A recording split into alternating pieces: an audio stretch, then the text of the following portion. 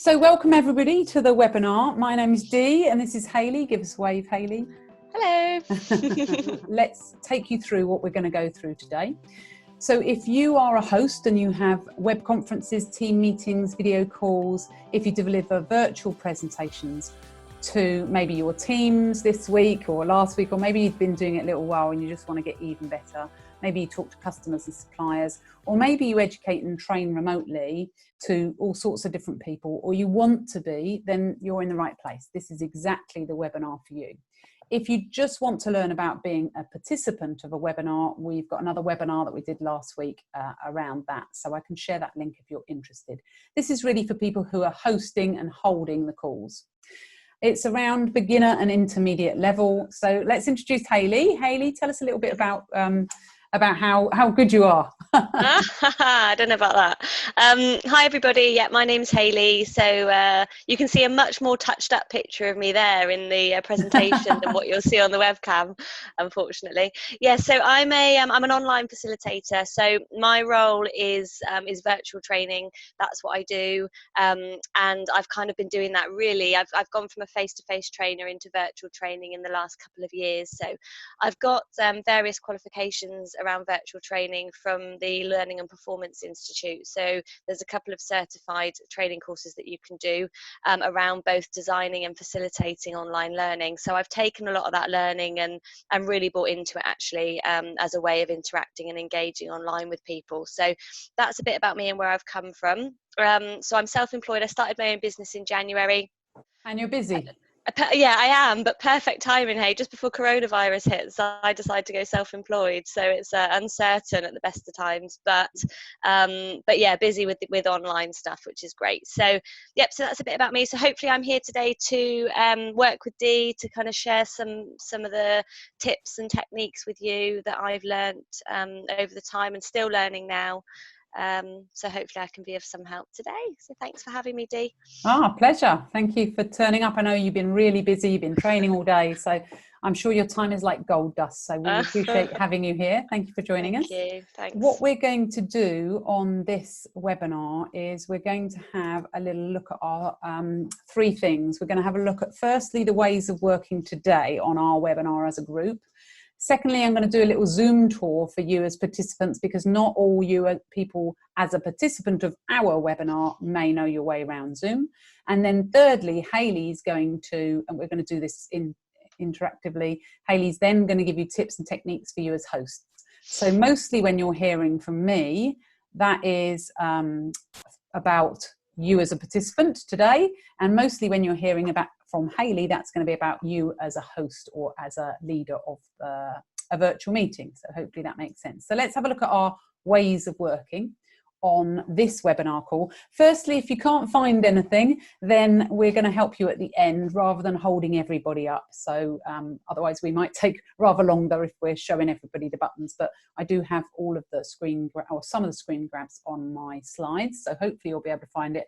And if not, just press a few buttons and see what you can find. We'll hopefully guide you to it. But if you really couldn't find it, then at the end of the webinar, please hang around and we'll get Hayley to help you individually to make sure you know what you're doing. So I guess the question is, why would you attend a live event? You know, because there's lots of videos out there and there's lots of how to do it kind of instructions. So why do you attend a live event? I mean, Hayley, just sort of talking around these points here, why do you think that live events are even better than just watching a recording, say? Not that I'm saying that people watching the recording won't be having a good time, but why is live a thing?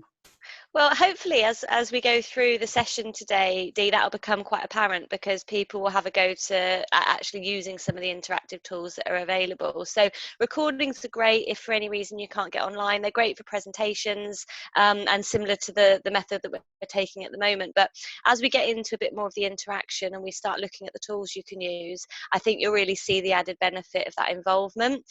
You really start to feel the process that you're going through because you're involved in that interaction. So obviously, you know, we're face to face now as much as we possibly can be, so it's really, really great for our social interaction.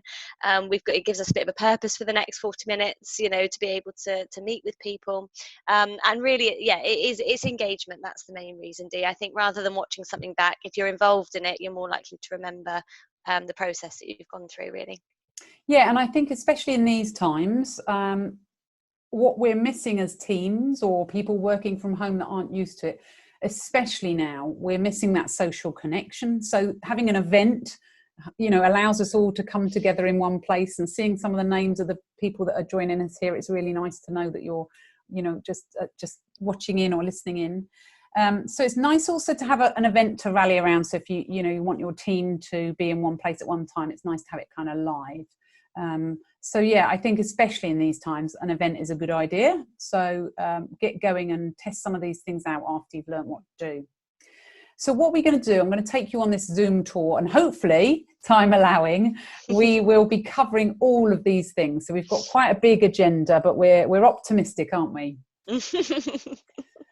So let's get going then. So firstly, what kind of problems do most people experience on virtual calls? Well, it's that you're not engaged, the technology isn't working. We even had a thing earlier today, didn't we, that the webinar web camera wasn't working. If you let participants talk, they're all talking over each other, it's unplanned, it doesn't flow, or lots of other things. So I'm sure you've all experienced this, and I think in this world we're being a bit more forgiving actually than we would have been maybe a month ago. So some of this is okay, but let's try and reduce the amount of it. Some of it will always happen. So let me just talk you through the toolbar first, so that you can start and begin to interact with us, because that's what we want you to do, but we want you to know what you're doing. So first of all, you should have a toolbar at the bottom of your screen. Now, if you move your mouse around, or if you're on a tablet, just tap the screen and you should start seeing some toolbar instructions along the bottom as demonstrated here. So this is on the computer or on the iPhone, you can see these kind of buttons. So the toolbar will vary by whichever device you're on, and it's better to be on a PC because you've got more options. And definitely if you're hosting, you want to be on a PC if at all possible. So Hayley, can you, now that they've found the toolbar as participants, could you just give us a few helpful tips about the toolbar as a host? Yeah, no problem. So with the toolbar, I can actually see what you guys can see right now as participants, which is probably a good thing. So I can talk you through the ones that are really relevant. So it's always worth on your toolbar opening up your participant list, and you can do that by just clicking on participants. And if you do that now, you'll see all the list of participants on your screen. By having it on your screen, you can kind of see who you've got in the call, see anyone that arrives, and just keep an eye on who you've got there. So I can see that the numbers have come up since we've been on and since we've been talking, Dee. Also, the other thing that's really worth opening up on your toolbar is the chat box. So if you open up your chat box as well, obviously any conversations that are happening there in the chat box, you've got first view of it. The alternative is if you don't have that open, you just get ping, and lots of notifications, which can be quite distracting. So to have it on the screen means that you've got access to it. So I think they're the main things to consider. You've got share screen there, which kind of speaks for itself. We're not going to run through that as participants today, but when you're facilitating a session, obviously you can use that to share your own screen as well, which is really useful. You can record the session for future use, and you've got your reactions there as well, which are always quite good to use. So you can give a bit of feedback in the session to the participants, but also as a participant to the facilitator. Okay, and we're going to go through each of those now to make sure you're comfortable with those. So let's just walk through each piece. So first of all, we're recording this webinar. So it's good to inform people that you're recording them, obviously. Only the host, you'll only see what you can see. You're not going to see all the gallery of faces.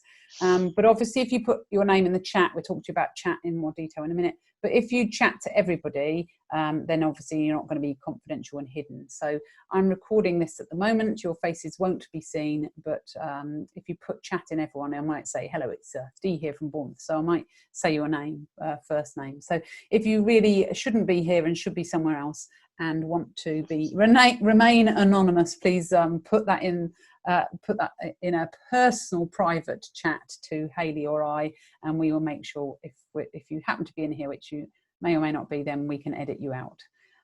So Hayley, tell us a little bit from a hosting point of view about recording, why we might want to do it, why we might not want to do it. Yeah, no worries. So Recording's really great if you are delivering to people across the globe. So there's time zone clashes there, so it gives people an opportunity to catch up. Obviously, recording, I think for me, is best used as a tool to revisit what you're doing. So I think they are great. It is great to have a recording for people that weren't in the webinar, because it gives something, which is better than nothing. But I do think that it's best to use it if you're in the webinar, you've recorded the session, and then you use it to revisit. So to be able to go back over topics. So that is probably the best use of recording. There is an option in your settings when you set up a Zoom session that allows participants to record the session. So just as a note to remember there, it's always worth disabling that option, because you might not want your session recorded, and you might have somebody recording it in the background. So keep an eye on that from a recording perspective. That's a bit of a warning. If you are screen sharing on recording, in general, if the host is screen sharing, no faces will be shown in the recording, which is how it should be really. However, if one of the participants takes over screen sharing, this can then mean that faces do show. So another word of warning with recording: if you are asking participants to share their screens, then just disable the webcams or check that it's okay and that people are happy with that. Okay, brilliant. And I think if you have a live event, sometimes if you tell people you're recording it, they might not turn up. So you have to decide if you want to say you're going to record it, because then everyone go, oh, well, I won't come live then. So sometimes I think it's worth recording it, but maybe not saying you are. And then, like, I've already had a couple of people saying they can't get their kids to bed tonight. Sorry, they won't be joining us.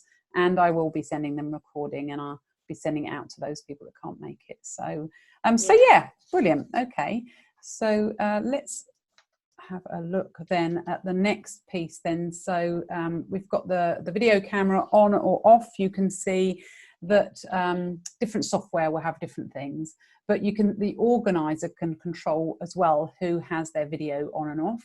And so you can see there on the iPhone, if you turn it off, it would just go to your picture if you've got one.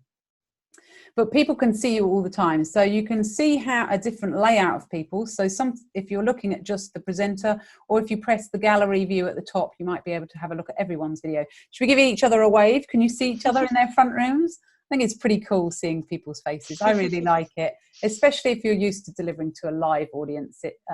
Hopefully you're all alive. Hello.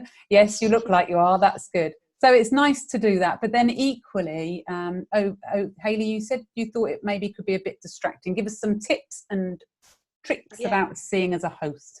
Yeah, no problem. So I think it depends on your purpose. So if you are delivering really interactive training that you've really planned in using some of the tools that we're going to go through with you today, videos take up screen space. So sometimes by having your webcam on, it can distract from some other stuff on the screen. If you're doing and running a Zoom as a meeting, and the point is to get together and collaborate as a group of people to come up with new ideas, to share things, whatever the meeting goal would be, then I think videos are great. So it really depends on your purpose. Definitely one-to-ones are great with video, because you're really getting that interaction. So I think the only time that I would question whether or not I would use the video is in a proper facilitated training session. I might then focus my interaction more on what's on the screen. Mm-hmm. And I think in these days, if we're hosting virtual teams, it's probably more important than ever to have your video camera on, because we're missing that interaction. We're missing people seeing your face.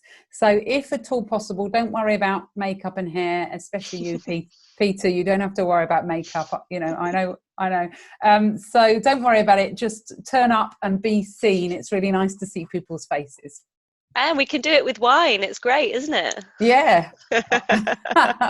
Wine is always a good thing, but maybe not if you're hosting, probably. No. So speaking, you can turn your microphone on or off. Now, I have already turned your microphones off when you join in the call. Otherwise, there'd be lots and lots of noise in the background of people, pots and pans. But I think you've got permission to unmute yourself as well. So if I set the settings right, let's have a look. But please, if you unmute, please remute again. But can you just see if you can unmute yourselves? Or I might have taken ultimate control and said you couldn't in the things. Let's see if anyone can unmute themselves. Can you mute and unmute yourselves? Hayley, can you see there? I am able to, but you've unmuted me. So I think in the chat box, Melanie said, no, I can't. So I think there's probably a setting on that one. I might have taken ultimate control on that. And tell us why that might be a good idea to do that if you're hosting. Hayley, tell us about hosting and microphones. Yeah, so the reason that we tend to put people on mute isn't because we don't want to hear from anyone. So although in this call, Dee's, like you said, taken ultimate control, you can amend your settings in the meeting so that your participants come in on mute, but they can control whether they're on and off mute. So that would be obviously the ideal.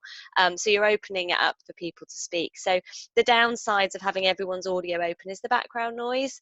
You do get background noise, especially now more people are working from home with their families and pets and everything else around them, so it can really stop that distraction. So I'd always say mute people, but do encourage people to talk at certain times. So it could be for introductions, or it could be that you want someone specific to extend something that they've said in the chat box, in which case you can kind of encourage conversation that way. But we're going to take you through some other tools that you can use which will really fill the gap there in the speaking zone. And there's an option to put your hands up as well, so you can raise your hand to speak. It sounds a bit formal, but in your participants bar that you've opened up from your toolbar at the bottom, you've got a participants tab. If you open that up, in there you can see methods of feedback, and you can also see what other people are giving you. So you can do a tick, a thumbs up, a thumbs down, a hands up. So have a little play around with that as well, because that's a good way to draw attention to the host. Great. So if I wanted to, if this was a team meeting, if it was a team meeting, I wouldn't mute you all. I think, depending what kind of leader you are, you'd probably want to have everyone off mute, but muting themselves. But at a conference call like this, as you say, some people aren't used to using the microphone. So if they accidentally press it while they're playing around, you end up sort of trying to get them to mute it again for the rest of the call. And that's not great. So that's why I kind of put it on that setting. And though, if anyone wanted to speak, and if we were going to go around and say hello through voice, then I can unmute you here from HQ here in my little office. So you can do that as you're the host, can't you? But as you say, Hayley, speaking to everybody is great, and it takes a long time though if you've got a lot of participants. So there's some other interactive tools that are going to be a little bit quicker. Before we get on to those though, let's have a look at headphones. So both Hayley and I have got our headphones in, I think, Hayley. So they don't have to be expensive, but they do drown out pots and pans. If you're cooking in the kitchen and you are speaking, it drowns out some of the background noise. But it also is a better quality for you. So I'm going to headphones now, and just in the chat box there, can you just notice that it's a different quality probably than if I plug it in. Yeah. So, but I had some very old headphones today and they didn't have a microphone on. So just make sure your headphones have a microphone on, top tip. So Hayley, tell us a little, anything you've got to tell us about that as being the host.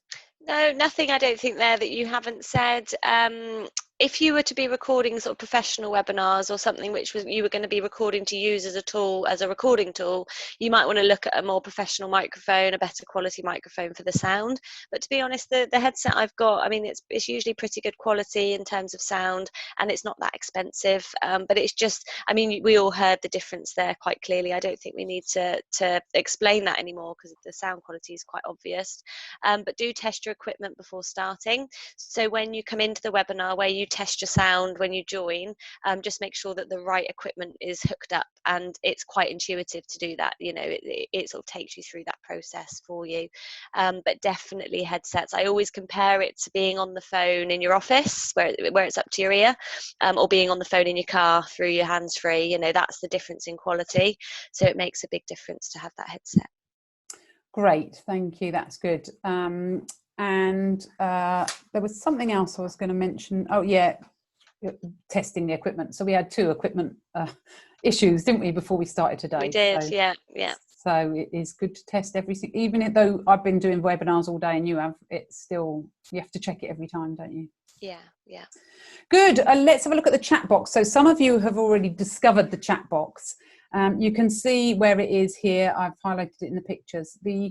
This is a good way to engage with people because you can all be talking to each other. So whilst the presenter is talking about something, you can go, oh, I love that, or I might try that. So as if you were a group that worked together, for example, as a virtual team, and I was telling you about a new way of doing something, you can go, yeah, I love it, and talk to so-and-so, you should do this in your team. So that's quite a nice thing to do. And you can engage in group or private chat. So here's just a warning. Do not send messages about how rubbish this meeting is. Just don't send them because you might accidentally send them to the wrong person. And I've seen a few of those. I'm sure you have too, haven't you, Hayley? Yes, I have actually. I've got one example, but I won't go into that now. But yes, it is doable, just like it is if you send a text to the wrong person and then afterwards you cringe because you can't bring it back. So it's a similar thing, with your messages. I'm sure we've all done it. So let's have a look then in the chat box. Hayley, can you host this, please? Just of course. People find the chat box and just type in there your name, what you do, and how you want to use these virtual tools. And maybe Hayley, you can just read a few of those out. Yeah, of course. Okay, there's none coming through at the moment, so I'll just give everyone an opportunity to type. And this is another time when having everyone's microphones off is a good idea because just, I can hear when you're typing, which is fine. That's just one, isn't it? But if you've got like 18 people all typing at once, that might be a bit much, maybe. Absolutely.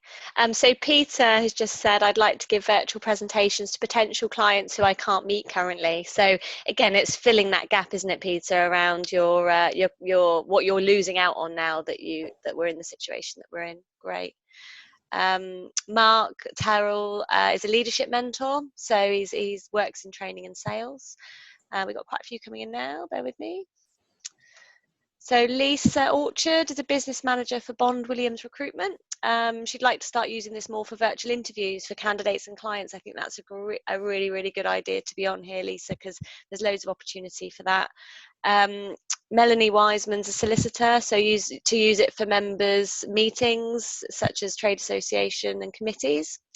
Neil, I'm a video director and trainer running a network event tomorrow for 25 people on Zoom. Oh, brilliant. If I want to use it for more training with my clients, and that's the sort of thing that I do, Neil, is the training side of it.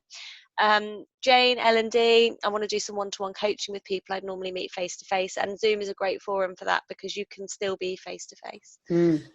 Angie, planning to run training sessions online, need to build confidence. Yeah, absolutely. She's an executive leadership coach and mentor. And owner of her own company, Evolution for Business. So obviously people can see these coming through, and all of these are really great reasons to be on here. Excellent. Laura, operations support manager. Good to use it for team catch-ups. Yeah, so client meetings, training, actually having some face-to-face engagement, which is hurrah. Melanie Blythe, team trainer, and she wants to use it for more training and to record webinars. So we've got some really, really good comments in there. Great, fantastic. I think, this shows if you're hosting a call or a meeting, if it's an informal meeting where it's okay to read all the messages yourself, that's fine.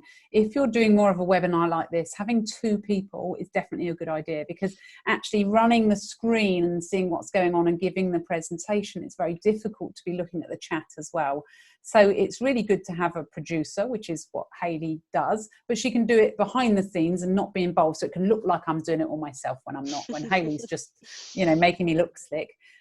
Or you can co-host like this, and then you can share who's looking at the comments while someone else is presenting, because otherwise you'll find yourself going, so I've just taught that thing, I've just said about that, now let me look in the comments, and you're faffing around there. So having a second person to help you is really good. And just mentally, it's very difficult to speak and read at the same time unless you're very well trained in that. Would you agree with that, Hayley? Yeah, absolutely. And to do it all on one screen there's a lot going on.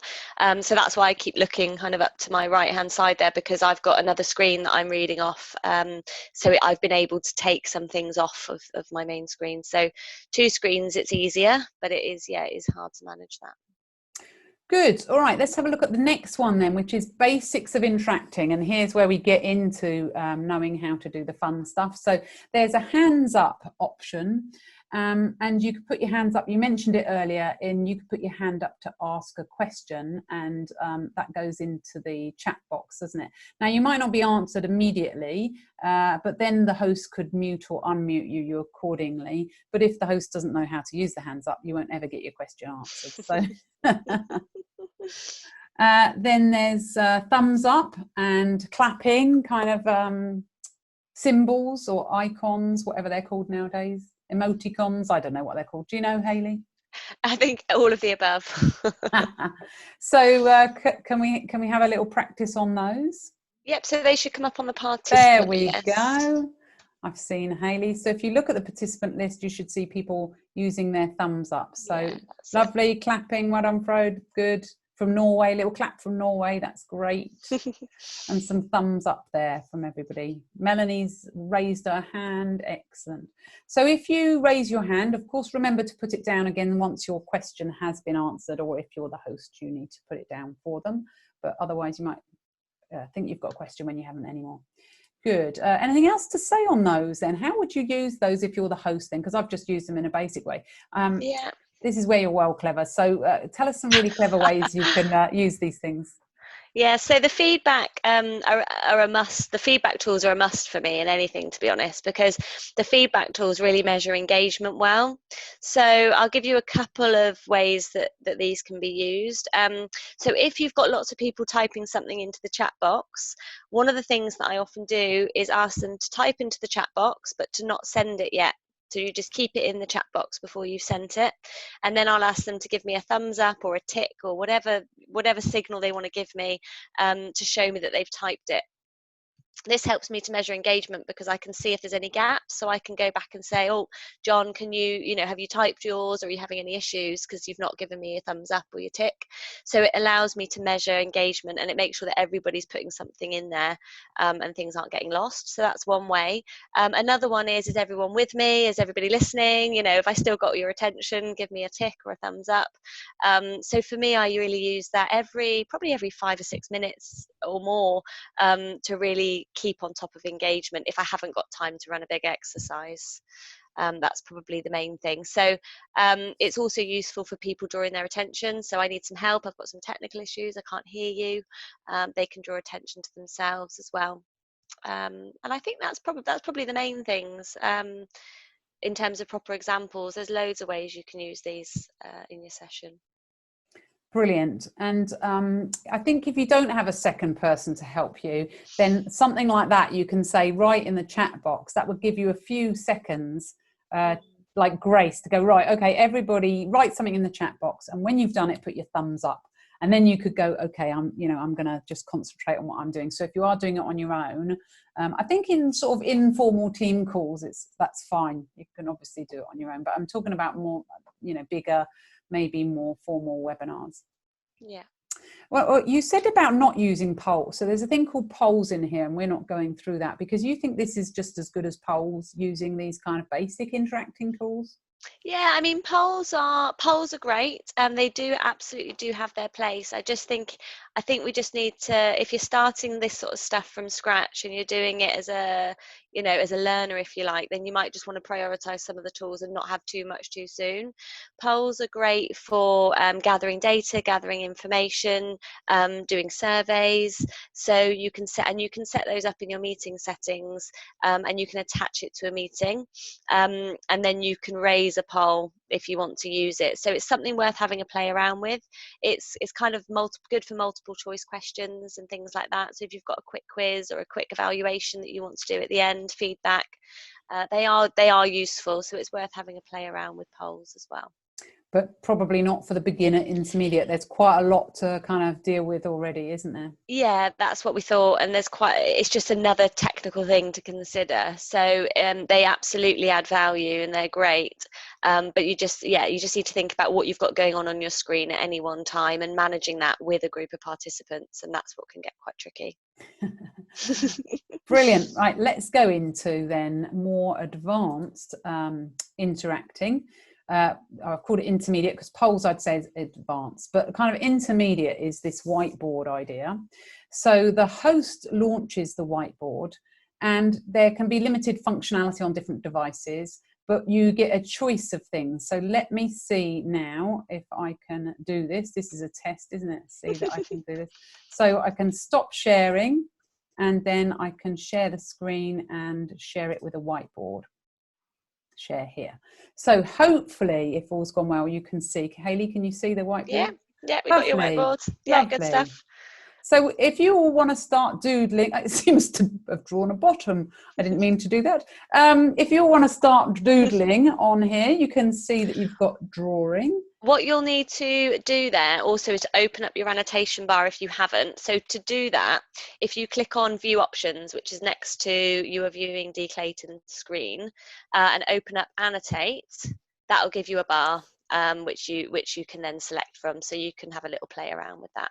Great. Oh, lovely little smiley face. I like in that. Hi, everyone. If you're typing in the text boxes, when you've typed, click away, because otherwise nobody else sees it. So they don't see it until you've clicked away from the screen there. Oh, I see. Yeah. That's good, isn't it? So you can do all sorts of things with this. So can we just get a, Hayley, maybe you can see a thumbs up just to make sure everyone is able to play on this and has found the bar, or most people have, if maybe not everybody. Yeah, absolutely. Yeah, just give us a little thumbs up if you're comfortable with that, or a clap or something just to signal that you're happy there. We've got an artist. Somebody's managed to draw a rabbit. I mean, or a rabbit or a dog. I mean, that's pretty good. Not bad at all. Not bad at all. Yeah, we've got some blanks there, and lots of thumbs up, so that's good. I'm just going to check the chat box because I can see that I've got a couple of chats coming in as well. I'm not using the option. Is that because I'm a Mac user, Neil? I'm not entirely sure why that's not coming up. There should be around about you are viewing Dee Clayton's screen, there should be an option to view options. If not, then you may have to hover around your screen a bit to see if you can find it. And we've got another one. How do I get the whiteboard screen again? So the whiteboard should just automatically come up when you're viewing Dee's screen. So there may be some setting preferences and things that we need to consider. If you are struggling on different devices, it seems plain and simple, but do jump on YouTube, because you can kind of search in there, you know, Zoom whiteboard in a Mac, for example, and it will give you lots of screen views of what you should see. And that can really help you as well if you're struggling to view there. But I think the majority here have managed to do some drawing. Yeah, Mark says he's on the Mac and it's working okay. Okay, brilliant. So I saw Mark and Oystein were using the arrows. Now, you told me an interesting thing about the arrows, which is under one of these, like one of these stamps. So tell us about the arrows, which is a bit weird. Yeah, so with the arrows, one person can have their arrow on the screen, and as soon as somebody else puts their name up, it makes the one before disappear. So you can see it's happening now. Yeah, you're having an arrow tennis. Having an argument. Yeah. So it's a one at a time on the pointer. So yeah, just bear that in mind when you're setting up any exercises. You'll just have people trying to steal the arrow, which could be a fun game. You could probably do something with that anyway. But yeah just to be mindful. Brilliant. So we were going to attempt a little post-it game, weren't we? So I can, in theory, clear the screen. So let me clear everything. Good. And what we'd like to do now is, like, imagine we've got a post-it game. And so what you want to do is use the text box, that's it, and type something in. And then we're going to have a post-it game. So the question is, what benefits can you see to virtual communications? So obviously we don't want essays here because that probably won't work, but what benefits can you see to virtual communications, and why you might want to use virtual communications? I mean, some of us don't have a choice at the moment, but you know, what do you like about it? Social distancing is easy. Excellent. It's the next step. It's a good test. Yeah. To stay connected, yeah, especially in these times. You can reach a wider audience. That's absolutely true, yeah.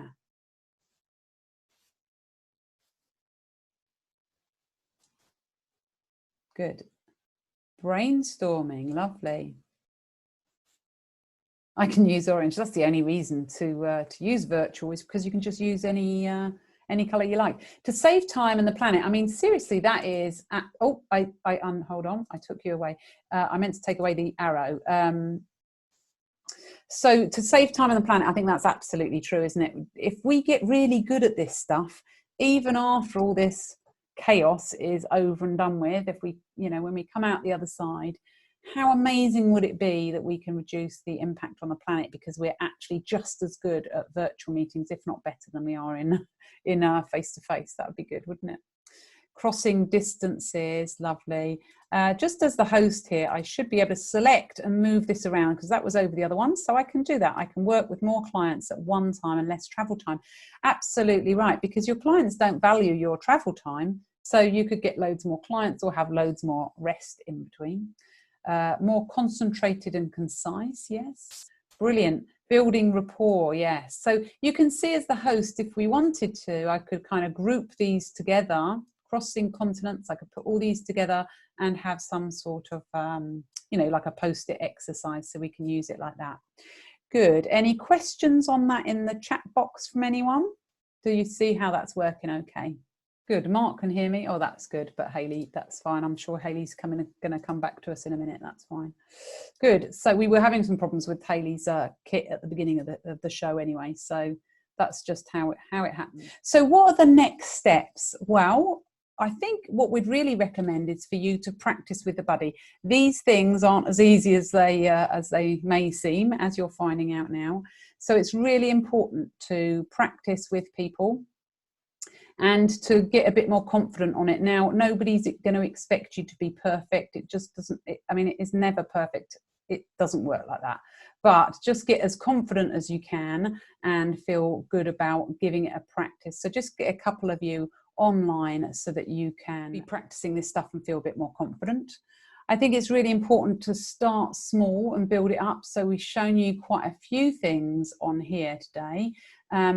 But it's okay to just use one, for example, at a time, and so that you can see which things are good for you and which things aren't good for you, and you can just maybe practice a few at a time rather than trying to do all of them at once. And just do shorter calls if you want to, and that will help you to a good session.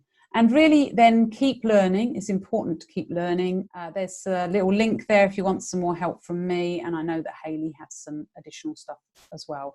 And you can follow us on LinkedIn because we'll be doing more of this over the time to help with the current situation. So here's our little LinkedIn addresses. It's Hayley Bird or Dee Clayton. So you can find us on here.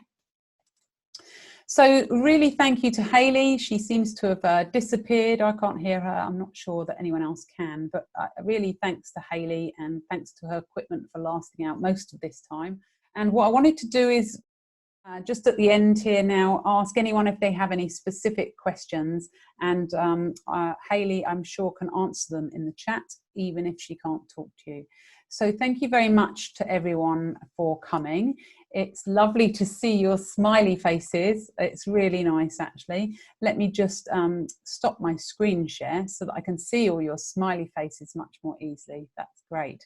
So give us a wave if you're off, and if you want to hang around and ask Hayley a specific question, she will be able to answer you in the chat, and I'm sure she would be happy to give an answer. So have a good evening. Thank you for spending your evening with us. We've enjoyed your company and I hope you've learned something tonight as well. So who's got questions for Hayley on anything that you've seen today or things that you want to do? Maybe she could sign language it, but this is the beauty of the chat, right? Could you just let me know how to share a PowerPoint presentation? Yes. In the share screen, let me show you my PowerPoint. I'll do that now. And if we go back a few slides, see here, this is what happened if you press share screen. So see that kind of green share screen button at the bottom? You press share screen and then it comes up with different things you can share. So in here would have been my PowerPoint. Now it wasn't in this particular screenshot screen grab, but in here you can see the whiteboard, which is what I clicked on, but there would be, that's my website, so there would have been PowerPoint on there. So you can click share screen and you'd click one of these things. And I'm stopping sharing my screen now, so hopefully that answers your question. I know you didn't cover polls. Will you at another call, Dee or Hayley? Any recommendations on where to find more info on that? We may do an advanced one. I don't know. We have to see if Hayley's got enough time to join us on an advanced one. What do you think, Hayley? No pressure there. We can't see what she's answering. Hold on, let's see in chat. Put her on the spot. She might do. That's fine. Oh, well, we'd love to do an advanced one then, and then we can cover polls, Melanie, and make sure we know what we're doing. Yes, that it's quite an interesting thing. You tend to have to do them in advance. You don't just do them off the cuff. You would have done them in advance and sort of add them into your programming. Ah, I can unmute her phone. Let's see. You've gone to one. There you go. I was trying to desperately speak then. I don't like being muted, so I don't know how the rest of you feel. What happened was my internet quickly kicked me out. I came back in again, and then because you had the mute controls, I couldn't unmute myself. So we got there and back. So and we've got two of you on, because what happened at the beginning of the call, your webcam didn't work, did it? So we've ended up putting I know. And two of you on the screen. The joy of technology, but we're getting there. Yeah, so there's always a way around it, isn't there? Yeah, good. Absolutely. Angie says the limit, I understand, is 40 minutes for multiple meetings. What costs are they to upgrade? $11.99 a month I pay for my pro account, so it's pretty reasonable, and it gives you so much more. Especially in the current climate, I'd say it's worth every penny, because you don't run out of time, so your meetings can go on. But it is, cheaper than fuel, as you say. We're going to be saving some money on fuel for a week or two, so. Yeah, really worth it, because although the webinar, I finished the webinar on time, I think this chat afterwards is really nice to have. Whereas if you're on a 40-minute limit, after 30 minutes, it tells you that your time's running out. So then you're like going, oh, I'm getting a bit stressed, and then you're just in the middle of something really dishy, and it cuts you off and you'll disappear. So I upgraded this week. And I'm already really enjoying it, because you can, like, basically the other reason to do it is you can practice early. So Hayley and I, despite all the technical issues, we got on the call about half an hour early, and we were on the call half an hour before practicing the equipment, and repairing the equipment and stuff. So that would normally bite into your free 40 minutes, wouldn't it, Hayley? So you can't get on earlier than 5 minutes before, so you'd be a bit more stuffed if something happened. So absolutely. There's a question there from Angie about the headsets to buy. I've got a Jabra, it's called Jabra. Jabra Evolve, I think, is the name of it. So you can have a little look. I think I just got it on Amazon. But equally, you can use headphones that you get with your iPhone or your smartphones. There's no real. You don't need to spend loads of money on headsets, because it's just having a headset that makes it better quality. So I wouldn't go mad on getting something really expensive, but just have a little look and see what you can find on Amazon or something similar, or if you've got some at home that you might be able to use. Separate camera, Melanie. It's funny you say that, because I couldn't get my webcam. I don't know what's wrong with my webcam on my laptop. So in my case, yes, get a second camera. But if you'd have asked me that yesterday, I'd have said no. There's no need. Just use your webcam. So that is my answer. But we did get around it by getting you on your mobile. So what she's now, her visual is on the mobile and her audio is on the computer. Hence why it's difficult to unmute the right one, probably. But saying that, you've got to mute. You don't want two on at the same time, so you must mute one of the people. Otherwise, you'd get like terrible feedback. Yeah. What's your commitment to yourself then about how you're going to use this? When are you going to do it? Tomorrow? Who's going to do something tomorrow that they wouldn't have done otherwise? Next week, next month, when are you going to use it? Come on then, let's have a bit of commitment, and then we're closed. Everyone disappears. Commitment, I'm off. Gone. Practice with one colleague tomorrow. Great stuff. That's good. Yeah, good, Melanie. Nice to see you tonight. A meeting at 10 a.m. or 10 a.m. using this, Lisa. Brilliant. The best way to practice it is to use it, wouldn't you say, Dee? Yeah. I think you're learning quicker. Yeah, and we're always learning. Great. Good. Lovely. Anything else from you, Hayley? I want to say thank you so much. Melanie says making calls tomorrow and will request all to do via Zoom to practice as much as possible. Yeah, Melanie, I think you'll feel that your calls are completely different when you can see people. It's definitely better rapport and you can read their body language. So I think that's brilliant. Thanks, Angie. Nice to see you. How many people can hear if people speak all at once? Literally. You can't. It just all becomes a muddle. It's a bit of a teleconference, to be honest. You know, all those teleconferences that we spent years dialing into. It's very similar. You waste a lot of time interrupting each other. Well, we can practice it now. Let's just turn off if you want to. Shall I unmute Melanie and I can unmute Angie? Hello. Hello. Hi. Hi. There we go. Very correctly, isn't it? Yeah. I need a headset. And I apologise for the moose that's over my shoulder. I would normally do this in an office, not in the kitchen. Don't be distracted by the moose. I love the moose. The moose was a Valentine's present for my hubby, so it's very cute. Brilliant, I love it. I'm learning quick. Yeah, there you go. There's lesson number 1, remove the moose. The talking I have point. to share this with you. When I was on a Skype call today, I was talking to my cousin in Germany, and I've used Skype before, but I wasn't thinking. I got a pint of Ribena in my hand, and I was drinking it, and he thought I got a pint of Merlot. He said, it can't be that bad, can it? I was like, oh my God. So I learned a lesson today.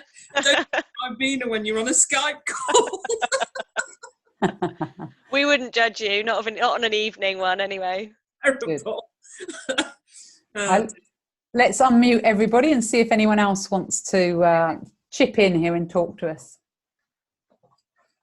Anyone else want to say hello? Hi Dee, this is Øystein from Norway. Hello, how are you? I'm good. Nice to hear you.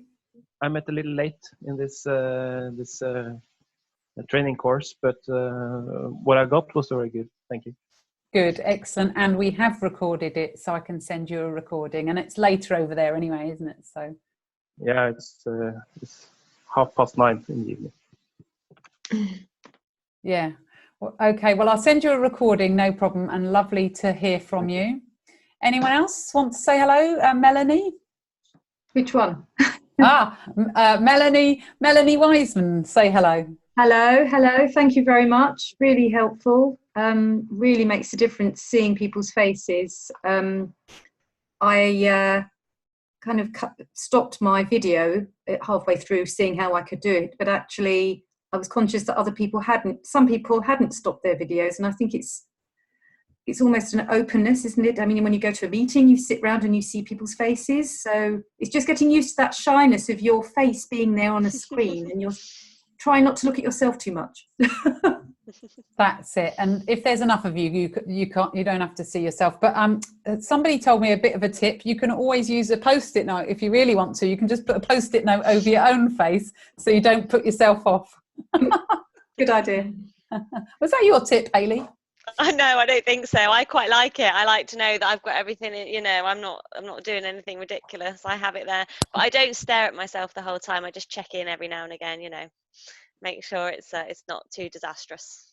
Yeah, sometimes if you have your camera off, you forget that, you know, you forget that people can see you. So, you know, if you kind of can't see yourself, you forget that other people can see you, not if your camera's off. Yeah, and you end up doing all those little ticks that you do, you know, from presentation skills, Dee, you'll know this. There's things that you do that you don't realise that you do, and sometimes having your camera there stops you from, you know, doing all the hair touching or the nose scratching or whatever it is that's your. So if you stop the video, I can't see myself, but you can. No, not if you stop it. I said that wrong. Sorry, yeah. That was my mistake. Okay. But if you hide it, so you can't see yourself. Oh, sure. Yeah. Then, Melanie Blythe, who I always call Dom, so I've no idea. Melanie, Dom. Hello. Yeah, thank you, ladies. That was really useful. I've used Zoom quite a bit, but even so, it's really nice to go through it. And I hadn't used those sort of stamps and raising hands and ticks and so on. So that's lovely. I really like that, Hayley. Thank you for your advice on that. I was just also wondering, because I use 2 screens most of the time, and is there a way of being, so I've got a big picture of Dee at the moment, and when she shares the screen, it's useful to have that large, but I can't actually see everyone's faces. Are you able to do that, Hayley? Can you split it?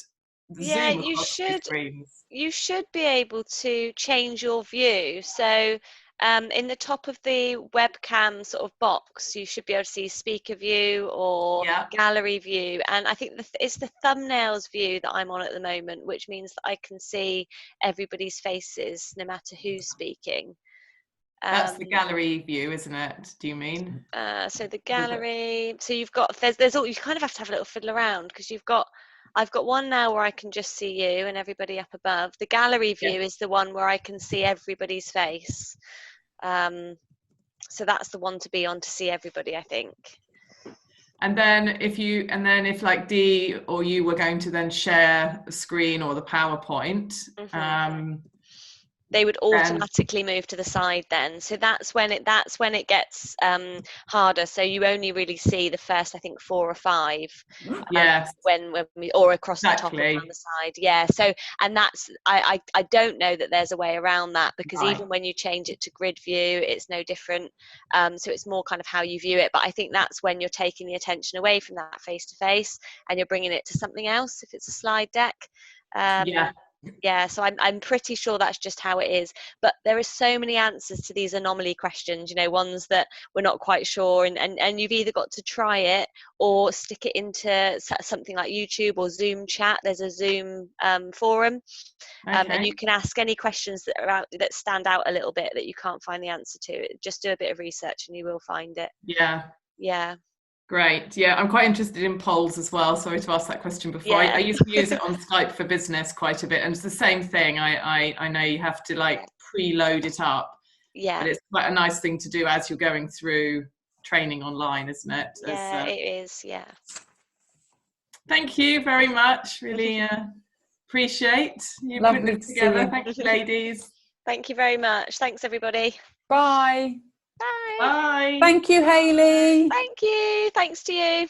Bye. Bye, everyone.